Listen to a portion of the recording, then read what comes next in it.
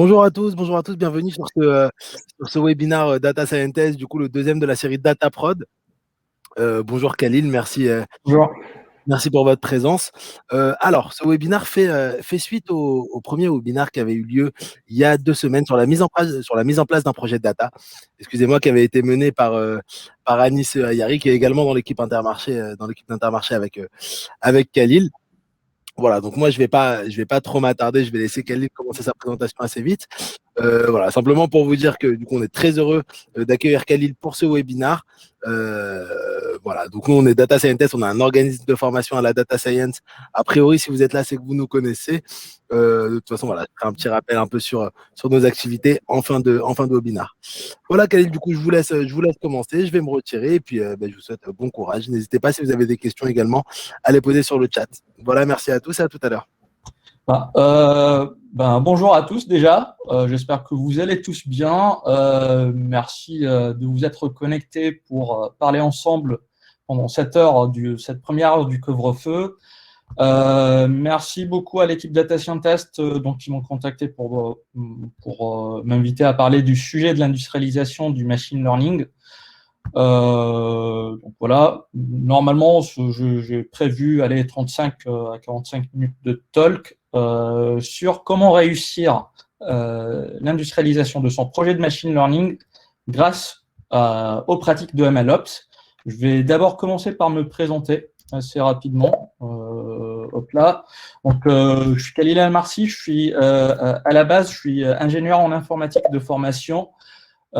J'ai commencé à m'intéresser au sujet data science, machine learning lors de mon master à l'époque en intelligence artificielle, entre guillemets à l'ancienne, donc avec des cours plus orientés système expert, base de connaissances, etc.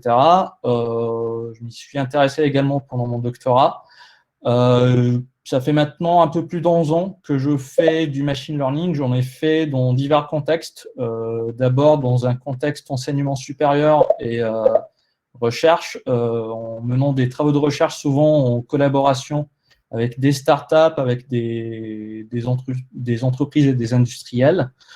Ensuite, j'ai fait pas mal de consulting pendant quelques années et depuis début 2020, j'ai rejoint les équipes de la Data Factory d'Intermarché, qui est une structure qui était lancée au sein du groupe en 2019 et qui a vocation à évangéliser les usages data, à traiter le patrimoine data du groupement pour apporter de la valeur à nos différents métiers. Donc, mon rôle principal, c'est de définir nos pratiques d'industrialisation de machine learning, sujet dont on va discuter. Plus, je continue à intervenir en implémentation, en pilotage de différents sujets data science. Historiquement, sur les dernières années, je me suis intéressé à plusieurs sujets. Donc, l'interprétabilité des modèles de machine learning, tout ce qui est traitement automatique du langage. J'ai abandonné un peu parce qu'il y a trop d'acteurs, soit il y a des acteurs trop forts là-dessus, donc je ne vois pas l'intérêt, pour moi, du coup, de continuer à m'investir là-dessus. Et j'ai focalisé mon attention essentiellement sur les pratiques d'industrialisation du machine learning. Du coup, je vous propose de commencer la présentation. On va suivre le plan suivant.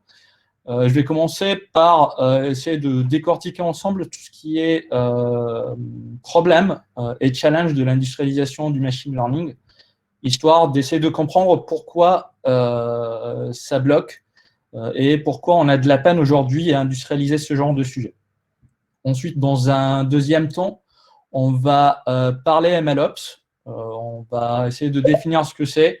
Je vais essayer de vous montrer un peu le chemin de maturité pour aller d'un système basique vers un système où tout est automatisé pour l'industrialisation. Et donc, ces deux parties étant assez techniques, j'ai réservé une petite partie à la fin que j'ai appelée au-delà du MLOps pour parler plus de 2-3 points qui ne sont pas techniques, mais qui font qu'également, il y a des sujets aujourd'hui en termes de machine learning qui vont échouer. Donc, pour ceux qui sont allés dernièrement sur LinkedIn. Je ne sais pas si vous avez vu ce genre de post faire le tour avec en mode en 2016, il y a Gartner qui a annoncé qu'il y a 60% des projets de data science qui fail et du coup qui ne voient pas le jour. 2017, ils ont revu le pourcentage à la hausse. Donc au lieu de 60%, il s'est avéré que c'est 85%. 2019, il y a VentureBeat, pareil, qui ont publié un article en disant que c'est carrément 87% des projets qui échouent et qui n'impactent pas les business, donc les métiers qui sont concernés. Je suis allé faire un peu de fact-checking là-dessus. Souvent, les chiffres apparaissent alarmants. Donc, moi, personnellement, je suis embêté de voir que non seulement on était mauvais en 2016, mais qu'au lieu de s'améliorer, on est de plus en plus mauvais. Ça me choque, ça me fait un peu déprimer. Je suis allé faire un peu de fact-checking. Souvent, les méthodos laissent un peu à désirer. Souvent, les titres des articles, du moins, sont un peu racoleurs. Donc, là, on voit data science, mais réellement, ça parle plus de projets, on va dire, big data dans l'absolu. Donc, c'est une sphère encore plus large. Donc, il n'y a pas que les data scientists, entre guillemets, qui sont mauvais. Selon ces articles, c'est carrément pas mal de praticiens du domaine de la data.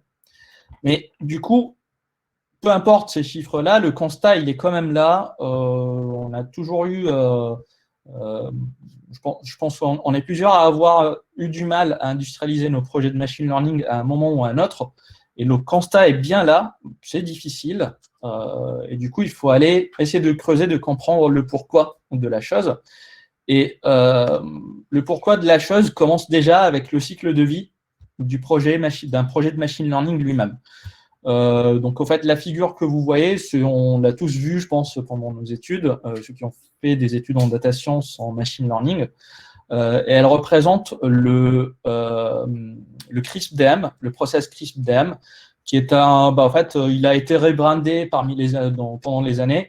On a le Data Science Team Process, etc., qui sont tous plus ou moins des reprises de celui-là.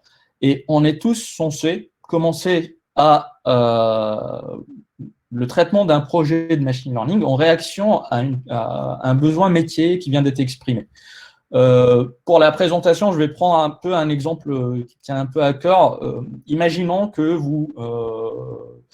vous avez une chaîne de distribution alimentaire, donc vous êtes dans le retail, vous avez une chaîne de magasins, et votre métier va venir vous dire « j'aimerais bien prédire l'affluence que j'ai dans mes points de vente dans tout le pays ». Du coup, le besoin en soi, souvent, il est exprimé de façon assez en langage naturel, de façon vague. Il faut d'abord aller le creuser, aller le définir de façon un peu plus carrée, un peu plus formelle. Donc, en gros, vous allez poser des questions type qu'est-ce qu'on a comme données? Est-ce qu'on a des capteurs en entrée de ces points de vente qui comptent les gens? Si oui, tant mieux. Sinon, est-ce qu'on peut approximer le problème par un autre qui est prédire le nombre de passages en caisse dans ces points de vente-là? On va poser des questions sur la granularité, on va essayer d'identifier des sources de données intéressantes pour résoudre le problème, on va essayer de le scoper sous forme d'un problème que le machine learning sait résoudre. Par exemple, un problème d'apprentissage supervisé. Ensuite vient la deuxième phase, qui est celle de la collecte, la compréhension des données. Vous allez, en tant que data scientist, que machine learnist, regarder c'est quoi les variables que vous avez dans les données, leur qualité, est-ce qu'il y a des problèmes dans leur distribution, etc. Vous commencez ensuite à préparer vos données, à inventer des features. Vous avez par exemple une colonne de date, vous allez extraire le jour, est-ce que c'est un jour de semaine, etc. Vous faites du feature engineering et tout. Vous passez à une phase de construction et d'évaluation du modèle. Et si, par miracle, dès votre première itération, vous avez un modèle qui tient la route, donc qui respecte les critères d'acceptation de votre métier, vous allez pouvoir le déployer. Fait assez rigolo, en général, dans la littérature, on trouve pas mal de choses sur ces briques-là, pas forcément sur le déploiement. Souvent, ce qui se passe, c'est que les premiers résultats sont un peu décevants, voire trop décevant. Et du coup, on va réitérer. À chaque fois, en fait, à chacune des étapes, ce qui va se passer, c'est qu'il y a une interaction avec les autres étapes adjacentes. Donc, on va pouvoir, par exemple, peaufiner la compréhension du besoin métier pour une itération suivante, aller collecter plus de données, peut-être aller regarder des données open data sur les jours fériés, etc., et ainsi de suite. Et on reboucle jusqu'à ce qu'on arrive à quelque chose de satisfaisant. Et du coup, s'il y a une certitude dans tous les projets de machine learning, c'est que l'incertitude est reine. Donc, en fait, en gros, c'est des projets où on ne sait pas trop grand-chose à l'avance. On est dans un contexte expérimental très itératif. C'est difficile de se prononcer à l'avance sur la faisabilité des choses. Vous pouvez avoir entraîné par le passé 1000 modèles prédictifs. Quand vous débarquez sur un nouveau sujet, une nouvelle problématique, vous ne savez pas a priori si vous allez réussir à le faire ou pas. Pareil pour les durées de réalisation et les perfs des modèles. Donc, si votre métier vous demande dès le départ de vous engager sur une précision de l'ordre de 99%, etc., vous n'en savez rien en fait. Tant que vous n'avez pas essayé et tant que vous n'avez pas expérimenté les choses, vous ne pouvez pas lui dire je garantis telle métrique de qualité. Une part de cette incertitude vient des données elles-mêmes. Donc, en fait, c'est quoi les sources disponibles? Est-ce qu'elles sont disponibles en volume suffisant? Est-ce qu'elles ont la qualité suffisante? Tout ça, vous le découvrez en cours de route. Contrairement à quelque chose type projet logiciel assez classique, où en gros, il y a de l'incertitude, certes, mais plus vous refaites la même chose, plus vous implémentez une fonctionnalité, plus vous aurez de la visibilité sur la faisabilité, les durées de réalisation, etc. Et du coup, on nous a toujours dit qu'il faut itérer très rapidement et limite échouer très rapidement. C'est inconcevable de passer 6 mois à expérimenter avec une seule idée pour savoir qu'elle ne fonctionne pas. Et malheureusement, ce besoin, cette nécessité d'itérer très rapidement, c'est ce qui donne lieu à la première raison pour laquelle je trouve que les projets de machine learning échouent à être industrialisés, c'est qu'on a pris ça comme une excuse pour adopter, je pense, les pires pratiques de développement qui existent depuis quelques années. On a adopté cette culture du code jetable où on s'est dit, tiens, on va partir sur des environnements type notebook, on va écrire du code jetable, donc peu documenté, quasiment jamais testé. Il y a des data scientists aujourd'hui qui ne savent même pas ce que c'est, du test unitaire, des tests d'intégration, etc. Et souvent, on a un notebook, ça nous est arrivé tous, on expérimente avec quelque chose, ça ne fonctionne pas, on va réécrire le code dans ce notebook-là, et on le réexécute. On ne versionne pas ce qui s'est passé entre-temps, on ne garde pas trace, etc. On a adopté un mode de fonctionnement proof of value, proof of concept. Du coup, souvent, ce qui se passe dedans, c'est qu'on va opter pour la simplification du use case. On va se dire, tiens, je vais peut-être prédire l'affluence que j'ai dans mes points de vente. Je vais commencer avec une version simple où je vais le prédire sur un seul point de vente, un peu particulier. En prouvant que ça fonctionne sur un point de vente, on n'a rien prouvé au fait. Ça ne fonctionnera pas forcément sur la totalité des points de vente qu'on a.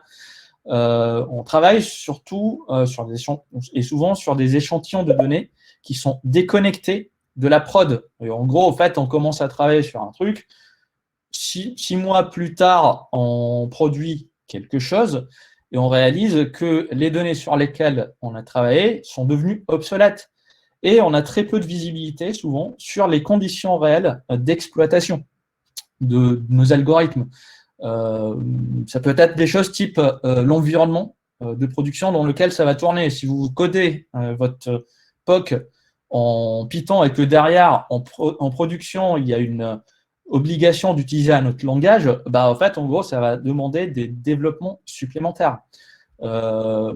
Pareil, si vous parvenez à entraîner votre modèle sur 10 000 lignes d'observation et que derrière en prod, vous avez quelques milliards de lignes, vous n'allez pas vous en sortir. Votre algo, est-ce qu'il va scaler ou pas? C'est toute une autre question. Et du coup, ce qui va se passer souvent, c'est qu'on va déclencher des développements supplémentaires à l'issue de la POC ou de la Proof of Value également, qui sont non négligeables et qui vont décourager les investisseurs, les parties prenantes, et on va abandonner. Un truc particulier parmi toutes ces pratiques-là, auquel je tiens quand même, c'est de préciser à quel point les notebooks sont un piège très néfaste pour la data science aujourd'hui et pour du machine learning. Le fait est là, il y a des avantages indéniables pour enseigner, c'est chouette. Pour explorer assez rapidement des données, c'est chouette, pareil. Pour faire des tâches one-shot type allez, je produis un report pour mon métier pour lui expliquer un phénomène, pareil. Par contre, dès que vous commencez à parler industrialisation, ça va vite fait se compliquer parce que vous avez un manque de traçabilité des librairies que vous avez utilisées là-dedans. Vous n'arrivez pas à les tester, les contrôler en contrôle de version, c'est très pénible. D'ailleurs, aujourd'hui, en gros, pour versionner du notebook, on va surtout aller sauvegarder ça sous forme, le convertir en script Python, et quand on va le check-out de la base de code, on va le reconvertir en notebook. Donc voilà, en fait, il y a trop de problèmes pour que les notebooks soient une solution viable pour industrialiser des projets de machine learning. La deuxième raison ou le deuxième piège, c'est qu'anecdotiquement, aller traiter un projet de machine learning uniquement comme un projet logiciel traditionnel classique, ça ne fonctionne pas non plus. Parce que quand vous regardez votre projet logiciel classique, ce qui drive le changement, c'est surtout votre code source. Vous avez votre code, vous allez le tester, vous assurer que ça fonctionne bien, vous allez le pousser en production, vous êtes plus ou moins tranquille, vous codez une fonction de login dans un site, vous savez qu'elle continuera de fonctionner, sauf bug, etc. Par contre, quand vous êtes sur un projet de data science ou de machine learning, ce qui va se passer, c'est que vous allez introduire d'autres sources de changement, notamment le fait que vous intercalez un entraînement de modèle entre le code source et le système qui est déployé, qui va être une source de changement, et les données qui vont arriver en continu dans votre système. Donc, en fait, en gros, votre modèle, il ne va pas être stable dans le temps. Vos données ne vont pas être stables dans le temps. Les données vont changer, elles vont drifter par rapport au concept initial quand vous avez entraîné votre modèle. Donc, vous devez constamment aller tester que votre modèle est pertinent, que vos données gardent des schémas stables, des distributions statistiques assez similaires à ce que vous avez vu en entraînement, etc. Donc, en fait, par rapport à un projet logiciel classique, il y a des briques supplémentaires qui doivent être développées. La troisième raison, c'est que aujourd'hui, souvent, on mène des projets de machine learning de façon silotée et fractionnée entre plusieurs équipes. On va avoir une équipe de data engineers qui vont être responsables de tout ce qui est pipeline d'ingestion de données. Quand on lance un projet de machine learning sur les phases POC, POV, etc., en fait, en gros, l'équipe data science, qui est une équipe à part historiquement, va demander au data engineer un extract des données. Bien évidemment, tout dépend de la réactivité de la part des data engineers, donc de l'équipe. Une fois que c'est disponible, le data scientist va commencer à travailler sur cet extract-là. Donc, il va faire son va-et-vient entre préparation de données, analyse, évaluation, etc. Il peut se passer plusieurs semaines, plusieurs mois avant d'avoir un modèle qui tienne la route. À ce moment-là, hop, on va le lancer en dessous du mur à l'équipe suivante, l'équipe Ops. Donc, à un certain moment, c'était des développeurs qui s'en occupaient. Maintenant, on a des rôles plus spécialisés type ML Engineer qui va aller récupérer ce modèle-là et qui est censé l'opérationnaliser Donc le déployer en production. Là encore, en fait, si l'équipe des ML Engineers est trop sollicitée, il peut se passer plusieurs jours, plusieurs semaines avant qu'ils puissent aller pousser ce modèle en prod. Du coup, entre le moment de départ, le moment de la fin, quand on pousse en déploiement, ce qui va se passer, c'est que tout a shifté et votre modèle, en fait, n'a plus grand chose à voir avec les données réelles de la prod à ce moment-là. La dernière raison pour laquelle on échoue souvent à industrialiser les projets de machine learning, c'est qu'on va essayer de négliger ou carrément on fait semblant de ne pas voir tout ce qui entoure cette brique de machine learning. Je pense que tout le monde là, la plupart des gens ont déjà vu cette figure qui vient des équipes de Google et qui explique en gros que la brique machine learning, le modèle de machine learning, mais vraiment c'est une brique très petite par rapport à un tout qui fonctionne au sein d'un tout, au sein des process de l'entreprise, au sein des pipelines existantes de collection de données, d'automatisation, de monitoring, etc. Et du coup, en fait, souvent quand vous travaillez en POC, etc., en équipe isolée dans votre coin, on vous laisse tranquille. Le jour où vous allez dire, tiens, j'ai un modèle, je souhaite le pousser en production, c'est là où tout le monde va vous sauter à la gorge, pardon, en mode, vous devez respecter telle contrainte. Exemple de contrainte que j'ai vu personnellement quand j'essayais de pousser des modèles en prod au fil des années. La première, c'est tout ce qui est contrainte de scalabilité. Donc, en gros, les équipes de run ou ce que vous voulez vont me demander d'avoir des assurances que le code va pouvoir scaler, non seulement en entraînement des modèles, mais également en phase de scoring. Avoir suivi un tutoriel qui vous dit comment exposer un modèle scikit-learn via une API Flask, c'est sympa. Par contre, je ne sais pas pourquoi ça a basculé. Hop là, c'est bon. Donc, en gros, je disais donc faire une API simple de scoring, c'est simple, mais votre API, dans un contexte d'exploitation réel, elle doit pouvoir scaler pour traiter de l'événementiel. Quand vous avez un événement spécial qui fait que vous avez des volumes plus importants de données à traiter, etc., votre DSI va vous imposer des contraintes de sécurité. Ils vont vous dire, OK, vous avez exposé une API, mais qu'est-ce qui me garantit qu'il y a uniquement les personnes qui sont autorisées pour y accéder ?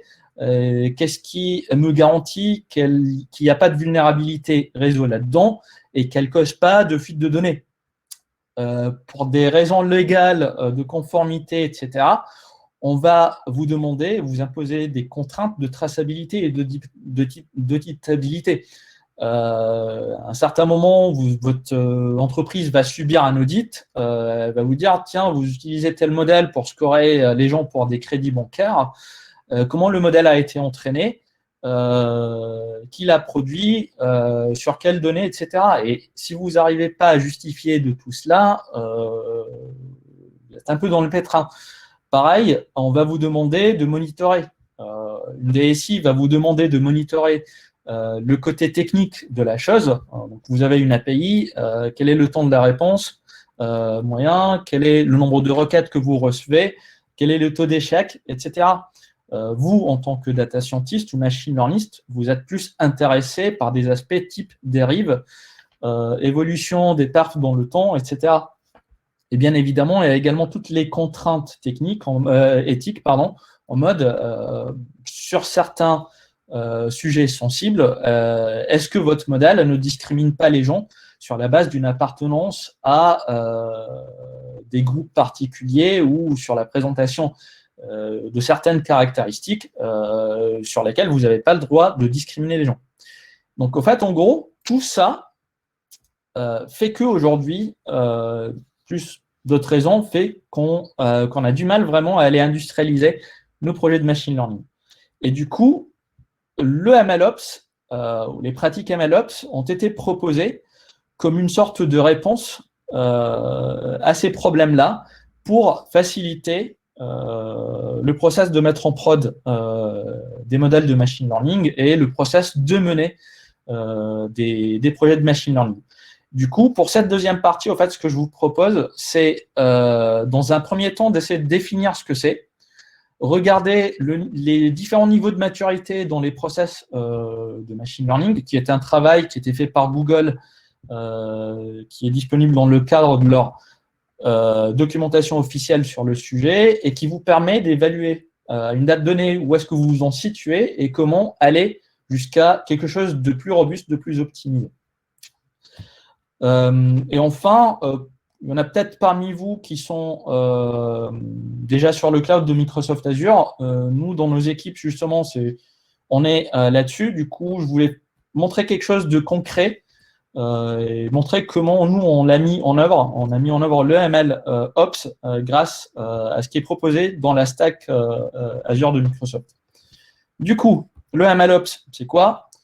La définition que vous allez voir le plus souvent, ça va être l'application des pratiques DevOps, de la culture DevOps au ML, au projet ML et à leurs particularités.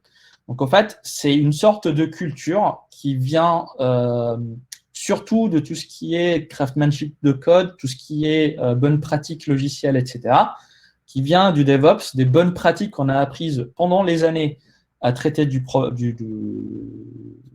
développement logiciel et qui va viser à unifier le processus de développement et d'opérationnalisation des systèmes ML et d'en accélérer le déploiement.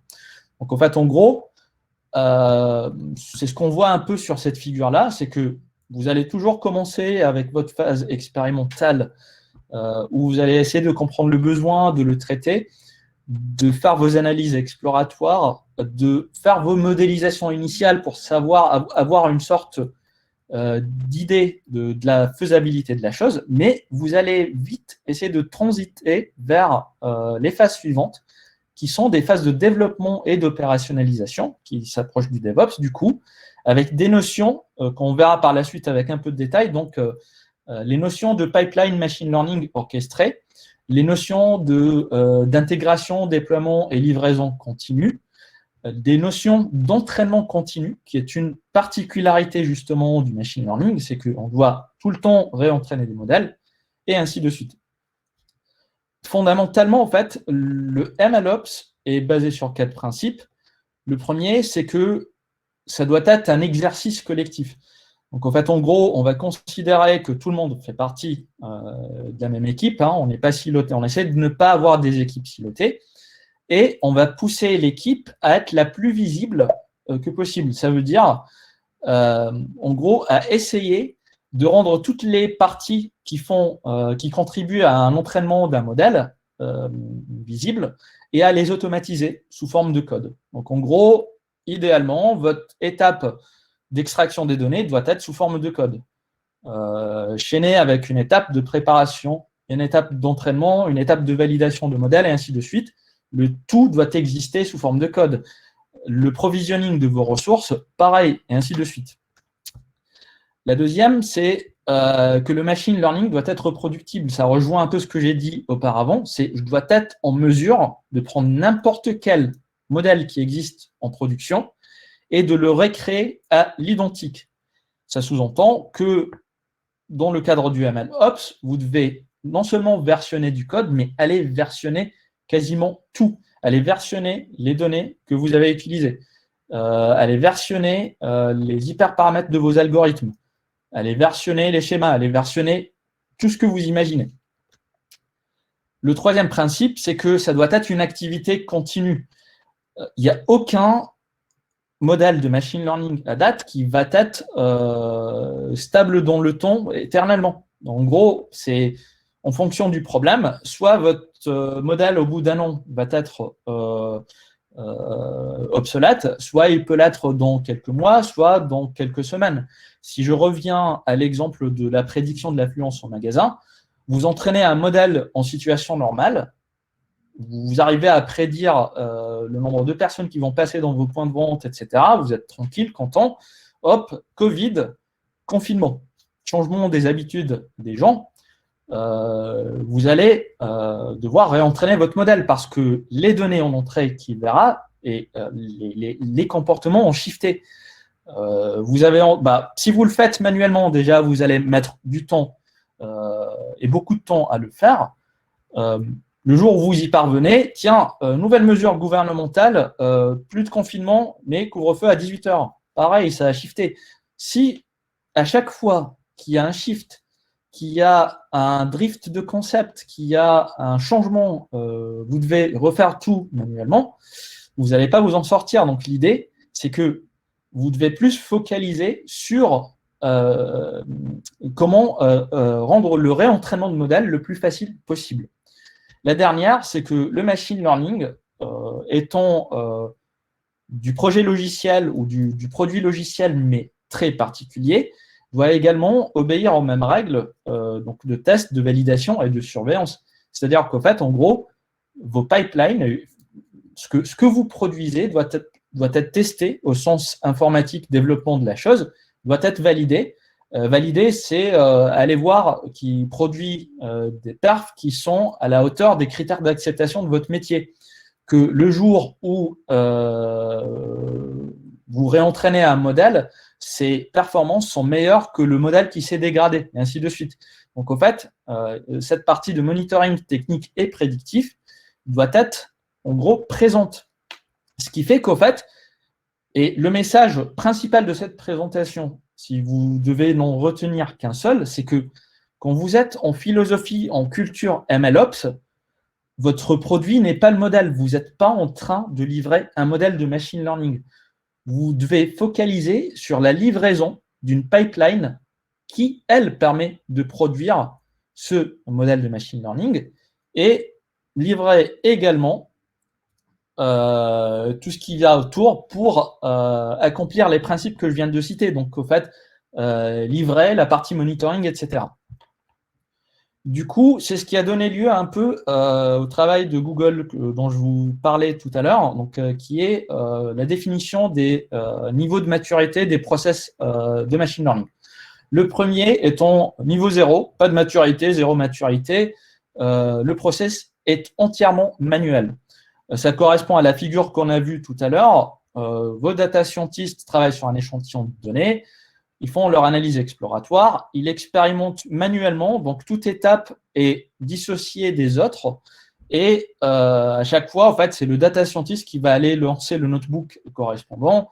À la fin, il produit un modèle entraîné, il l'enregistre quelque part. Hein, souvent, c'est un fichier zippé qu'il va aller mettre dans un certain dossier.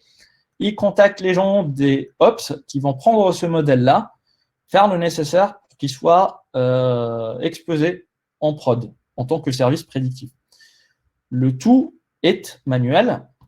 À chaque fois, il y a de la latence, il y a des risques d'erreurs humaines, des risques d'obsolescence, etc. Il y a également une asymétrie entre ce qu'on a en environnement dev, test, etc. et ce qui est exposé en production. C'est-à-dire qu'à chaque fois qu'il y a un changement, on doit rebelote commencer from scratch. Le niveau suivant va essayer à déjà automatiser une partie de ça et à automatiser surtout la pipeline ML. Encore une fois, le but, c'est d'aller, au lieu de livrer un modèle, aller livrer une pipeline. Donc, au fait, vos données, là, vous n'allez pas travailler forcément sur un échantillon qui est obsolète. Vos données, c'est quelque chose de partagé entre dev et prod. Autrement dit, vous avez une faculté à aller extraire des données assez fraîches de la prod, aller les analyser. De toute façon, vous n'allez pas vous en sortir sans travail manuel. Ensuite, au lieu de faire du bricolage, du notebook, etc., vous allez commencer à orchestrer vos expérimentations. Autrement dit, vous allez prendre, voilà, scripter une pipeline où, au lieu d'avoir des steps où vous faites le travail manuellement en va-et-vient, le tout va se déclencher d'un coup. Vous déclenchez votre pipeline qui doit valider les données, les préparer, les entraîner, entraîner un modèle et le valider. Vous regardez, vous analysez. Si vous n'êtes pas satisfait, vous recommencez. Encore une fois, hein, donc, on encourage les gens à la transparence. Donc, en fait, l'expérimentation orchestrée, qui deviendra ensuite une pipeline automatisée, doit inclure le max de choses qui contribuent au modèle. Donc, il faut la validation des données. Quelque part, quand vous déployez cette pipeline en prod, la première chose à vérifier, c'est que vous avez les données qu'il vous faut. Ça ne sert même pas à rien de la lancer, cette pipeline-là, si les données ne sont pas là, si elles ont shifté statistiquement, si le schéma d'une table est cassé, ainsi de suite. Une fois que vous êtes satisfait avec votre expérimentation, vous allez la pousser sous forme de code dans un dépôt de code. Vous contactez, il n'y a pas tout qui est automatisé, hein, vous contactez les gens des Ops qui vont aller déployer cette pipeline-là dans la prod. Donc, en fait, en gros, ça peut être un travail manuel où la personne va check out le code et va aller le câbler aux données de production complètes, etc.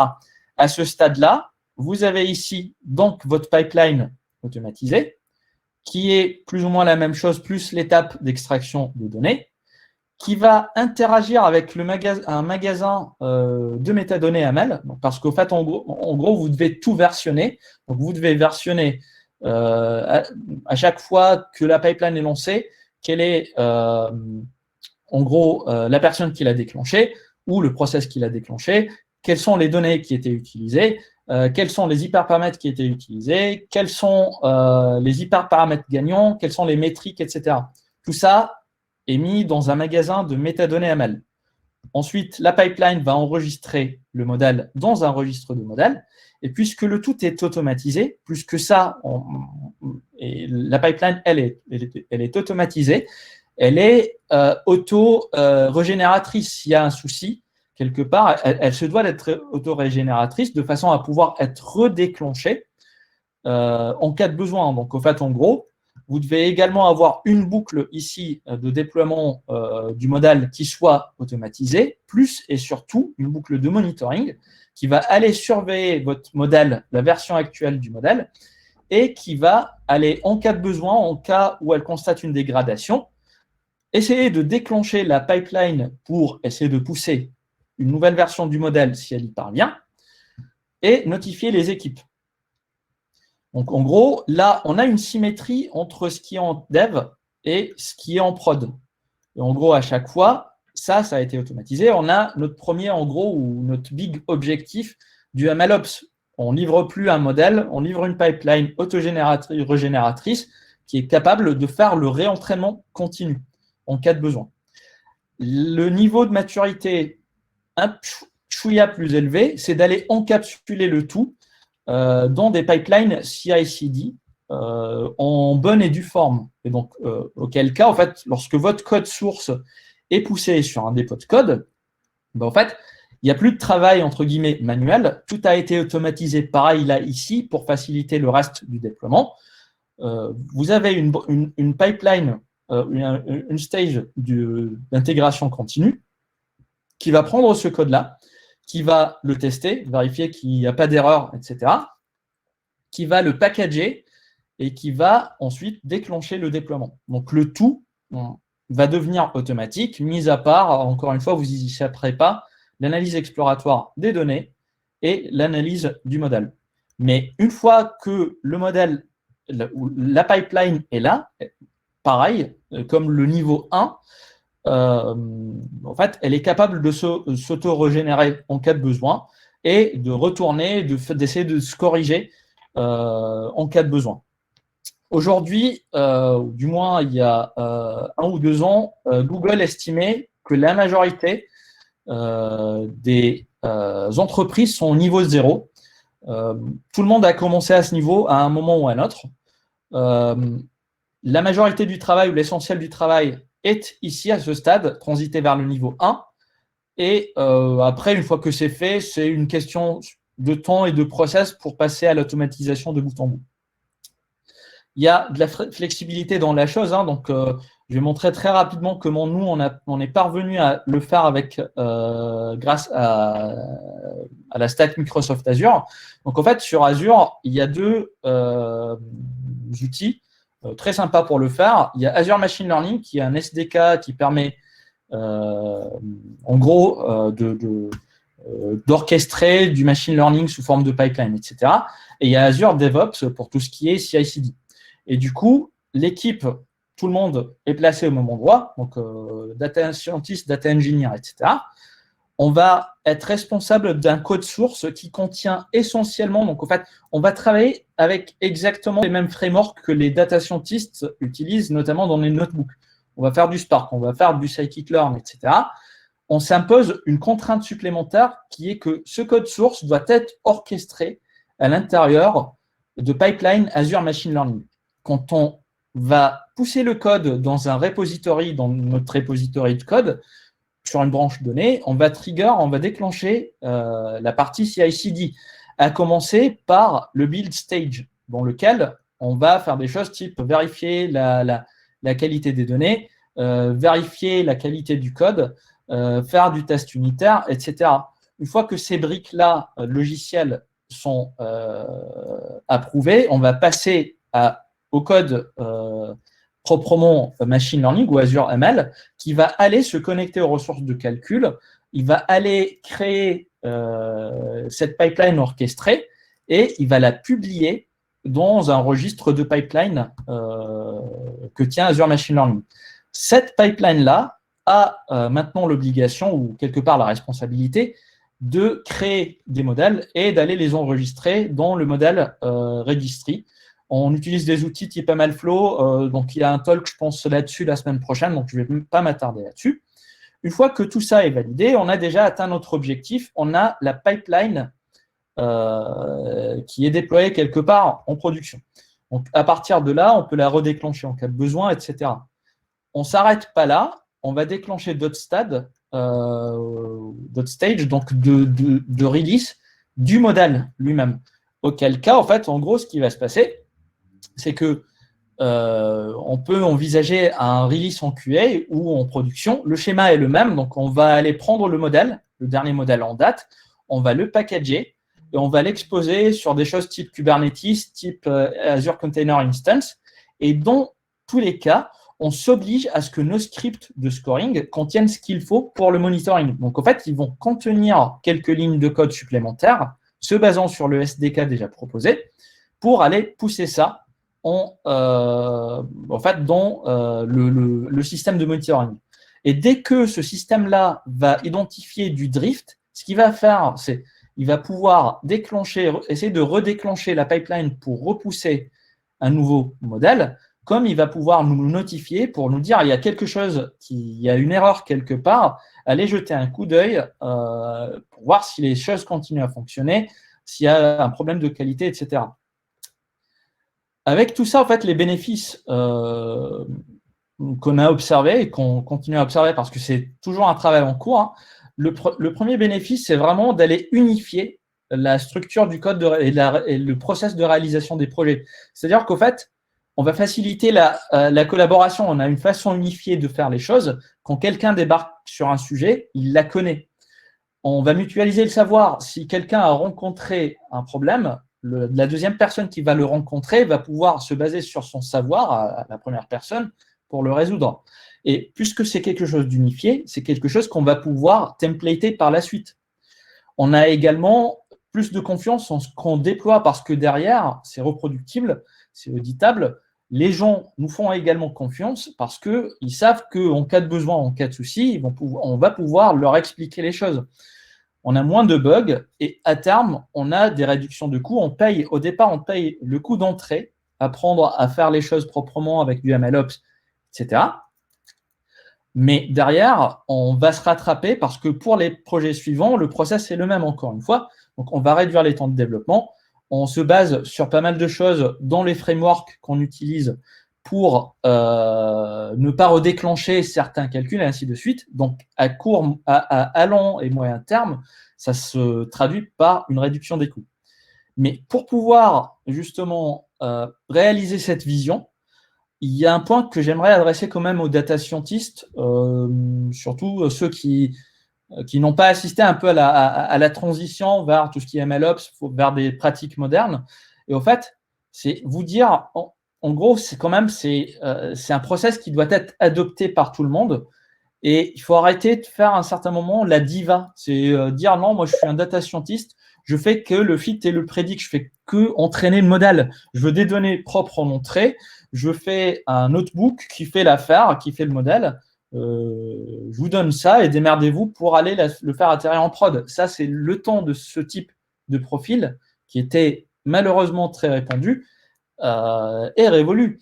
Donc, il faut d'abord vous former à tout ce qui est bonne pratique, des choses très basiques, type savoir qu'il y a des conventions de style et de documentation quand on fait du Python, savoir utiliser Git correctement, savoir utiliser un IDE au lieu d'un notebook.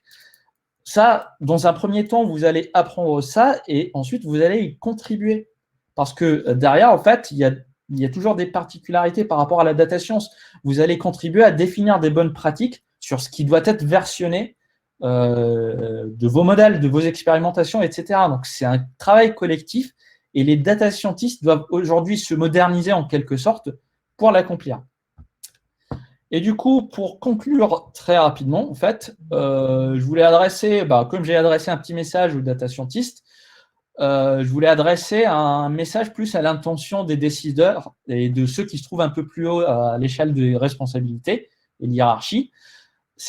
La première chose, c'est vraiment allez vous poser la question de pourquoi vous faites aujourd'hui du machine learning. Est-ce que vous le faites juste pour suivre la mode, j'ai entendu que tel concurrent fait des choses, il faut que je le fasse, parce que tout n'a pas vocation à être un problème de machine learning. Souvent, sur les premières phases, faire de l'analytics peut vous apporter beaucoup plus de valeur que faire du machine learning. C'est beaucoup plus restreint quand même le machine learning que de l'analytique. C'est pas parce que vous avez identifié un problème de machine learning qu'il a une vocation à être adressé. Souvent, peut-être qu'il n'y a pas forcément de valeur métier là-dedans. Et dernièrement, en fait, il n'y a pas tous les projets de machine learning qui ont vocation à être industrialisés. On a toujours du machine learning à des fins explicatives, donc du one-shot, etc. Et donc, il faut vraiment apprendre à faire le tri, je pense, dans tout ça, et ne pas perdre votre sens des priorités et être sûr que vous faites du machine learning pour les bonnes raisons. Et si vous le faites pour les bonnes raisons, posez-vous la question, est-ce que vous êtes réellement prêt?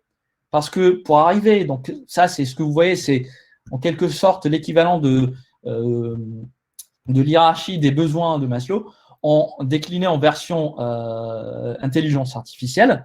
En fait, vraiment, les besoins en IA, en machine learning viennent quand on a des chaînes de collection, des process de collecte de données robustes, des process de transformation d'ETL robustes, des process de nettoyage robustes et ainsi de suite. Donc, si vous n'avez pas investi dans la gouvernance de vos données, si vous n'avez pas investi dans votre pipeline d'acquisition, de transformation des données, allez investir en priorité sur ça et le machine learning viendra tôt ou tard si vous en avez besoin. Et finalement, en fait, est-ce que vos process sont-ils en train de vous ralentir? Parce que derrière, souvent, on va essayer d'adresser ces problèmes-là en créant plus de réunions, en créant plus de process de plus en plus lourds, etc. Si quelque part, il vous faut 1001 formulaires plus un mois de procédure pour donner accès à vos data scientists à une source de données, si le moment de la mise en prod, etc., il vous faut pareil un mois et 1001 formulaires pour ouvrir les tuyaux pour aller mettre en prod, pour valider une architecture technique, etc., vous n'allez pas vous en sortir. C'est pour pouvoir faire du machine learning aujourd'hui, il y a également un challenge organisationnel qui va consister justement à aller se transformer, à transformer les process, à accélérer les choses. Tant que vous ne le faites pas, ça peut être également un frein à l'adoption, à la réussite de vos projets. Et du coup, sur ce, moi, j'ai dit tout ce que j'avais à dire. S'il y en a qui ont des questions, n'hésitez pas à les poser et à venir même en échanger en off par la suite. Voilà, voilà.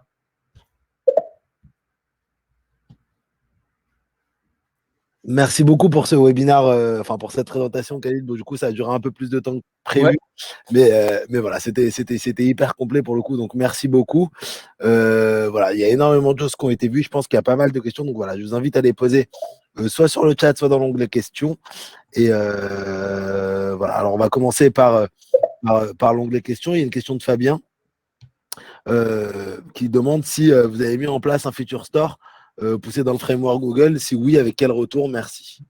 Alors, nous, on est sur la stack Azure. À ma connaissance, et je peux me tromper, il n'y a pas de solution feature store type ce qui est proposé par Google. Encore une fois, je peux me tromper, mais pour nous, c'est la next step justement dans le process.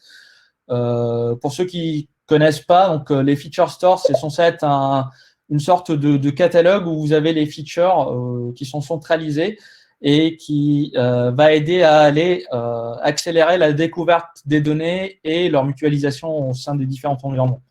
Google estime que c'est nécessaire justement dans le cadre du MLOps. Ils ont leur solution là-dessus. Je pense que AWS, pareil, mais nous, pour l'instant, non, on ne l'a pas testé, mais c'est dans la roadmap. C'est vraiment la next step. Ok, merci beaucoup. Je pense que c'est clair. Alors, on a une deuxième question du coup de Thomas qui demande à votre niveau, quelle est la proportion de projets exploratoires de data science qui vont en production avec du MLOps, à peu près? Alors, j'ai envie de dire, je pense en interne, j'ai pas le droit de communiquer cette information. Pour tout ce qui est en externe, j'ai pas l'information tout court. Donc, je préfère répondre, je ne sais pas. Ok, très clair. Alors, il y a une question de voici, mais je pense que du coup, il va y avoir un peu le même problème. Est-ce que vous arrivez à estimer le ROI de vos projets ML en production? Alors, je peux répondre partiellement, on va dire. Ça va dépendre du projet. Voilà. Sur certains projets, on va aller devoir souvent parler à des métiers, justement, pour essayer de qualifier. Donc, c'est plus du qualitatif que du quantitatif sur certains projets en ROI. Sur d'autres projets, ça peut être du ROI a posteriori. On va implémenter un truc et on va dire, admettons qu'on va prédire des chiffres de vente, etc. En fait, en gros, on va pouvoir mettre des mesures pour de comparaison avant-après par la suite. Voilà. Donc, ça va vraiment dépendre du sujet. Souvent, c'est plus qualitatif que quanti. Ouais, voilà, et puis même, je pense qu'en général, c'est assez compliqué à quantifier. C'est assez compliqué à quantifier. Ok, très bien. Alors, on a une question de Mohamed. Alors, ça, je pense que ça va être compliqué aussi de répondre. Qui demande combien de projets machine learning mis en production et surtout combien depuis la mise en place de votre pipeline MLOps? Alors, toujours, je pense Ouais, l'ajout essai fait dire j'ai pas le droit de répondre à cette question. Voilà. ok, très clair. Très clair. Du coup, n'hésitez pas si vous avez d'autres questions. Mais effectivement, alors voilà, bonjour. Peut-on lancer un projet machine learning malgré l'absence d'une gouvernance de données au sein de l'entreprise? Très bonne question. Alors, très bonne question. Personnellement, je pense que c'est une mauvaise idée. Après, tout dépend. On peut avoir une entreprise rarement où les données tiennent quand même la route. Donc, on peut tester, on peut tenter le coup, mais on s'expose toujours à de la frustration, à des frictions, parce que derrière, en fait, c'est du garbage in, garbage out. Si vous n'avez rien qui vous garantit la qualité de vos données en entrée, est-ce que vous êtes prêt à vous engager sur la qualité des prédictions de vos modèles en sortie? Très clair. Très clair, très clair. Alors là, il y a une question de Mohamed, je ne sais pas si vous pouvez communiquer là-dessus, qui demande le nombre de DS et DE ah non, de Younes, excusez-moi, qui demande le nombre de DS et de DE chez Intermarché. Alors, je sais pas. Allez. Non, je peux pas. Je peux pas. Je préfère ne pas y répondre tant que voilà. Ok, bon, très clair.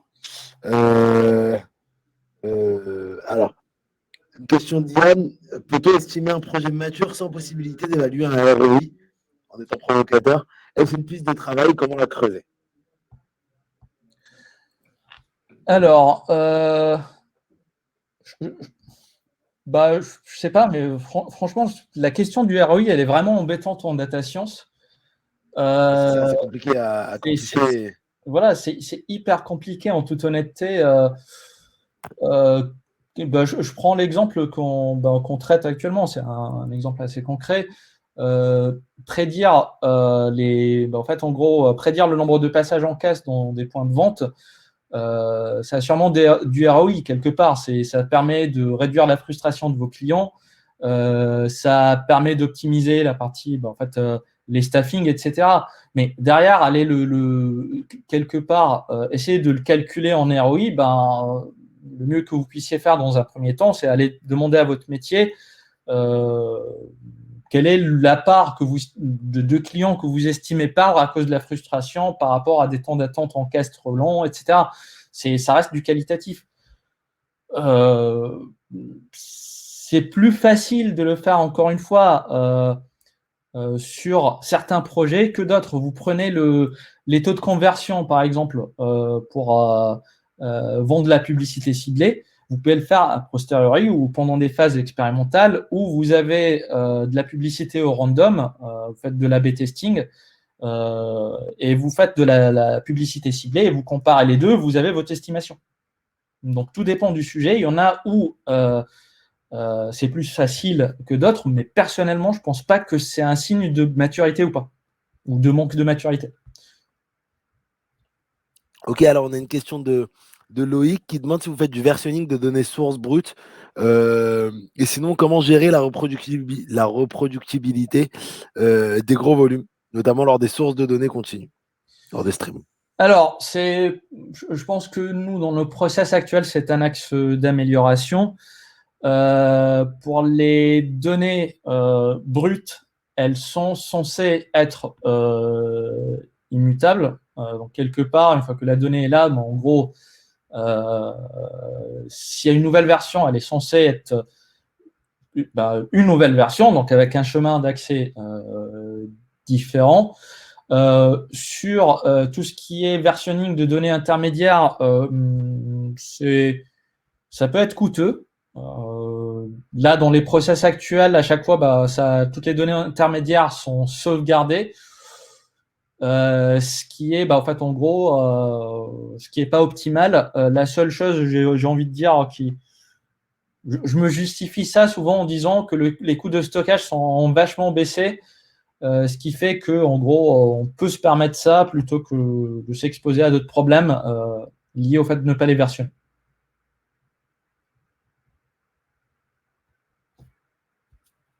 Ok, très bien. Alors, il y a la question d'après, c'était, alors je pense que la réponse est assez claire. Est-ce qu'il y aura un sens, est-ce qu'il y aura un sens d'avoir une équipe de data scientists qui ne fait que du POC, sans projet réel d'industrialisation? Honnêtement, je pense que ça se justifie de moins en moins. Voilà. Ça a été accepté il y a quelques années. Les entreprises ont investi pas mal d'argent là-dedans et derrière, il faut un retour sur investissement. Donc, quelque part, une équipe qui fait que de la POC, tôt ou tard, ça sera un positionnement un peu problématique. Alors effectivement, il y a Wassim qui me dit que que j'ai sauté sa question, c'est vrai. Wassim qui demandait, vous avez mis combien de temps pour passer du niveau 0 au niveau 1? Si tu ne peux pas me répondre à la question, peux-tu me donner un ordre de grandeur? Si, je peux répondre parce que je me suis tapé ça en premier dans l'équipe. Alors, c'était de la lecture de documentation, etc.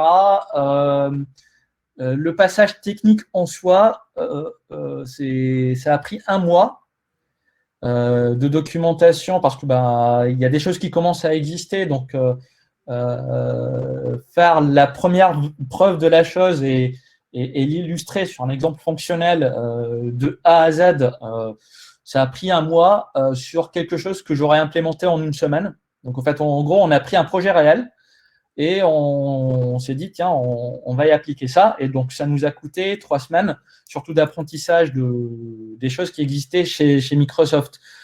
Derrière, en fait, le plus dur, c'est pas ça. Le plus dur, c'est d'aller convaincre des SI, les différentes équipes, d'aller adopter ça. Et ça, c'est un travail qui prend quelques mois. Voilà. Ok, Ok, merci beaucoup. Alors Younes, pour le coup, qui revient un petit peu, Ouais. qui demandait, en fait, le but de sa question concernant le nombre de DS et de DE, lui, en fait, il hésite concrètement entre les deux formations DS ou DE, et il veut savoir si dans une entreprise, il y a plus besoin de DS ou de DE. J'ai envie de dire que ça dépend pour le coup, mais Alors, je peux répondre, ouais, parce que comme ça, je peux ne pas donner des, des euh, chiffres. des chiffres. Moi, de ce que je vois, que ce soit chez nous, que ce soit en échangeant avec pas mal de personnes du domaine, c'est qu'aujourd'hui, il y a plus de la demande côté data engineering que data science. Pour la data science, les demandes ont shifté au cours du temps vers des profils plus ML engineer, euh, voilà, à mon avis, plus maintenant vers des ML Ops engineer. Donc, il y a toujours cet effet de buzz et de rebranding de certains profils. Ce que je veux dire, moi, l'une des choses qui m'ont choqué quand j'ai rejoint le monde de l'entreprise, c'est la dichotomie justement qu'on fait entre ces rôles. Quand j'étais dans la recherche, je faisais à la fois du data engineering, de la data science, du bricolage, du DevOps limite, etc. C'est des rôles. Vous pouvez très bien avoir. Vous n'êtes pas obligé d'être l'un ou l'autre. Vous pouvez être les deux en même temps. Voire porter deux, trois casquettes en même temps. Effectivement, bah, je profite, je rebondis aussi sur ce que vous venez de dire pour vous dire qu'effectivement, donc nous, sur notre formation Data Scientist, Younes, puisque pour le coup, vous hésitez entre nos deux formations, on vous encourage vraiment à suivre en fin de formation, en fin de formation Data Scientist, le petit upsell de 3 mois d'ML Engineer, où d'ailleurs, il y a des modules de MLOps et enfin, voilà, de méthodes un peu plus agiles. Voilà, on vous encourage vraiment à suivre ce module-là parce qu'effectivement, les postes de data scientist purs, sans aucune spécialisation, sont de moins en moins demandés, même s'il reste, il y a quand même pas mal de demandes. Mais c'est effectivement une compétence, cette compétence MLE qui est de plus en plus demandée. Ok, alors ça va être la dernière question, du coup, la question de Clément, parce qu'on est déjà, voilà, on a déjà dépassé l'heure. Finalement, le MLOps reprend en grande partie les principes et outils CICD déjà utilisés en usine logicielle. De votre côté, avez-vous des synergies avec ces équipes d'ingénierie logicielle, que ce soit du côté ressources humaines ou côté outillage?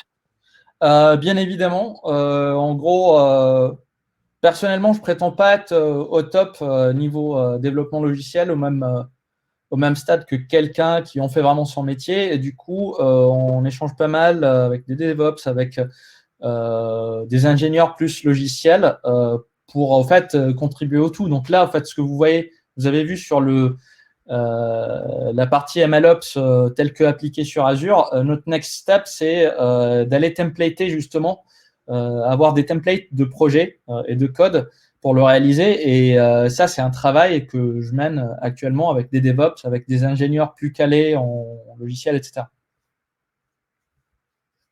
Ok, ok, très bien. Bon, bah écoutez, en tous les cas, merci beaucoup Khalil pour cette présentation. C'était pour le coup vraiment super instructif et super complet. C'est assez rare qu'on ait des présentations aussi complètes que ça et aussi intéressantes et pertinentes. Donc merci beaucoup pour tout ça. Alors bon, je vais pas avoir trop le temps de parler de nos formations. Simplement sachez qu'on forme à tous les outils que Khalil a présentés, pardon, euh, quelles que soient nos formations, on forme aussi bien sur des périodes courtes en intensif que sur des périodes un peu plus longues, des formations qui sont entièrement à distance. Je vous encourage, voilà, tout peut être financé par le CPF ou votre entreprise, il y a énormément de solutions. Je vous encourage, voilà, je vous mets le lien tout de suite, à venir assister au webinar de demain à 17h30 pour en apprendre un peu plus. Donc, notre journée porte ouverte que j'animerai pour présenter un peu tous nos cursus de formation et on parlera notamment de tout ce qui est Machine Learning Engineer et MLOps, évidemment. Voilà, merci beaucoup Khalil, merci à tous pour vos questions et pour vos échanges. Voilà, c'était vraiment génial. Donc il y aura un lien de replay qui sera disponible assez vite. Et voilà, bah, du coup, je vous dis au revoir et je laisse le dernier mot à Khalil. Bah, merci encore une fois pour l'invitation. Merci à tous ceux qui ont consacré du temps à cette présentation. Si vous avez des questions que vous n'aviez pas eu l'occasion euh, d'aborder, vous pouvez très bien me les poser sur LinkedIn. Justement, donc rapidement, je vais remettre juste hop là, la toute première slide. Donc là, en fait, en gros, la présentation, les slides, elles sont disponibles sur mon site, donc smellydatascience.com/présentation/mlops-webinar. Là-dessus, vous avez mon profil LinkedIn, donc c'est KL Marcy tout attaché. N'hésitez pas à prendre contact, à venir échanger. Si vous avez des pistes d'amélioration de ce que vous avez vu, n'hésitez pas à venir en parler. Si vous avez des questions, pareil, c'est avec plaisir. Voilà. Merci beaucoup à tous et puis merci beaucoup à Khalil et puis à très bientôt. Salut. Au revoir.